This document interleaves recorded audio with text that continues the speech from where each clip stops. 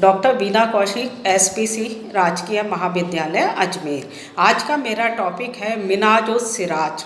मिन्हाज उस सिराज सल्तनत कालीन इतिहास एक प्रमुख इतिहासकार है। उसने अपनी रचना तबकाते नासिरी लिखी है।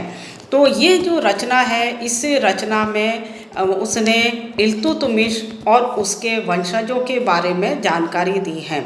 और इस रचना से हमें 13वीं शताब्दी के बारे में महत्वपूर्ण जानकारी मिलती है।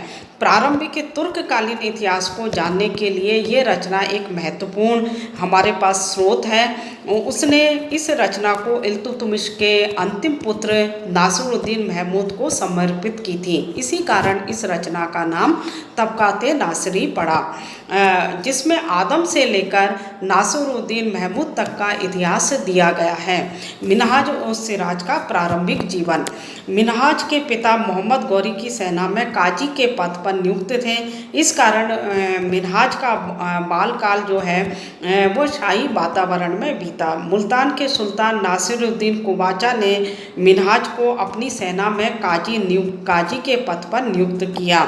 जब इल्तुतमिश ने कुबाचा के ऊपर आक्रमण किया तो मिन्हाज कुबाचा का पक्ष छोड़कर इल्तुतमिश की तरफ आ गया और इल्तुतमिश के साथ वो दिल्ली चला आया। और यहाँ पर इल्तुतमिश ने उसकी धार्मिक विद्वता को देखते हुए उसे दिल्ली का काजी नियुक्त किया।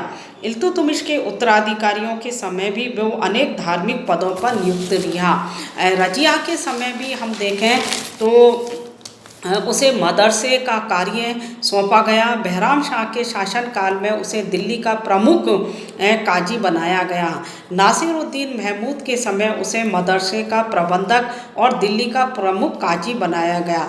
इस प्रकार हम देखें तो मिन्हाज का जो बचपन है वो शाही वातावरण में बीता और उसके पिता काजी थे और उसे धार्मिक उसको ग्रंथों का वो विद्वान था। और इन सभी कारणों से उसे धार्मिक योग्यता के कारण से उसे काजी के पद पर नियुक्त किया गया। विभिन्न सम्राटों ने सल्तनतकालीन विभिन्न सम्राटों ने उसे काजी बनाया गया और मदरसे जहाँ पर कि मुस्लिम विद्यार्थियों को शिक्षा दी जाती थी उसका प्रबंधक भी उसे नियुक्त किया गया। तो मिन्हाज लंबे समय तक धार्मिक पद पर नियुक्त हुआ। इस कारण से घटनाओं के बारे में उसकी जानकारी के स्रोत महत्वपूर्ण बन गए थे और उसे विभिन्न लोगों से जानकारियां प्राप्त होती रही थी। और उसने जिन जिन घटनाओं का उल्लेख किया है वो सब कुछ उसने समकालीन अपनी आंखों देखी घटनाओं का उसने वर्णन किया है। मिन्हाज का व्यक्तित्व और उसकी तबकाते नासिरी पुस्तक का परिचय। मिन्हाज अपने समय का प्रसिद्ध विद्वान था। बर्नी ने भी अपने समय के प्रमुख विद्वानों में मिन्हाज का उल्लेख किया है। मिन्हाज ने अपनी जो रचना है वो 23 अध्यायों में बांटी है, जिसमें आदम से लेकर खलीफाओं, ईरानी बादशाहों, भारतीय सुल्तानों, अमीरों का उसमें विस्तृत वर्णन दिया है। उसने अधिकांश घटनाओं का वर्णन स्वयं देखी हुई घटनाओं के आधार पर किया है। कई घटनाओं के लिए स्थानीय लोगों से उसने जानकारी ली है। वह स्वयं काजी था और क्योंकि मलिकों अमीरों से उसके घनिष्ठ संबंध थे इसलिए उसने उनके बारे में अनेक जानकारी दी हैं जो समकालीन इतिहासकारों की रचना में हमें नहीं मिल पाती हैं। तो मिन्हाज की एक प्रमुख महत्वपूर्ण विशेषता है कि केवल उसने सुल्तानों के बारे में ही नहीं लिखा, क्योंकि वो कई सुल्तानों के समय में महत्वपूर्ण काजी के पद पर रहा है।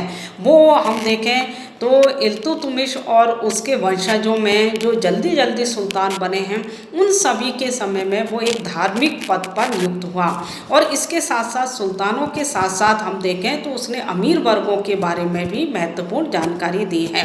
अमीर वर्ग की संरचना, उनका चरित्र तथा इस वर्ग के षड्यंत्र करने की अभिरुचि का उसने विशेष रूप से वर्णन दिया है। मिन्हाज ने भारत संबंधी बातों का विवरण मोहम्मद गौरी के समय से आरंभ किया और नासिरुद्दीन महमूद के समय के 15 वर्ष तक का उसने वर्णन दिया है।